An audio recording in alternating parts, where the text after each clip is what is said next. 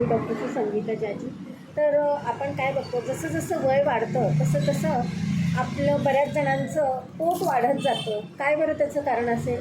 जसं वय वाढतं तसं तसं पुरुष आणि स्त्रिया यांच्यामध्ये मसल मास जे असतं ते कमी होतं आणि त्यामुळे साहजिकच फॅट बर्निंग कपॅसिटी कमी होते. दुसरी गोष्ट म्हणजे जसं आपलं वय वाढतं तसं स्त्रियांमध्ये इस्ट्रोजन हार्मोन आणि पुरुषांमध्ये टेस्टोस्टेरॉन हार्मोनची लेव्हल कमी होते, त्यामुळे सुद्धा फॅट डिपॉझिशन व्हायला लागतं. तिसरी गोष्ट म्हणजे काय, जसं जसं वय वाढतं तसं आपली चयापचय प्रक्रिया, ज्याला आपण मेटॅबॉलिझम म्हणतो, ते कमी होतं आणि साहजिकच फॅट डिपॉझिशन वाढायला लागतं. तर मग यासाठी काय करायला पाहिजे? आपल्याला प्रोटीन इंटेक, आपले मसल्स चांगली ग्रोथ, मसल मजबूत होण्यासाठी आपल्याला प्रोटीन डाएट हा आपल्याला वयाप्रमाणे वाढवला पाहिजे.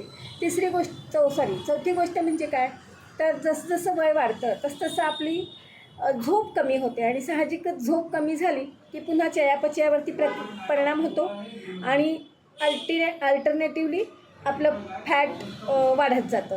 आणखीन काय होतं, जसं जसं वय वाढतं तसं मग झोप कमी झाली की ओव्हर इटिंग, क्रेविंग जास्त होतात, आपण जास्त प्रमाणात खातो आणि त्यामुळं पुन्हा फॅट डिपॉझिशन व्हायला लागतं. वय वाढतं तसं स्ट्रेस वाढतो, तर हा स्ट्रेस वाढतो, वाढलेल्या स्ट्रेसमुळं कॉर्टिझोल हार्मोन जास्त क्रिएट होतो, तो पुन्हा त्याच्यामुळं सुद्धा मग फॅट डिपॉझिशन जास्त होत जातं.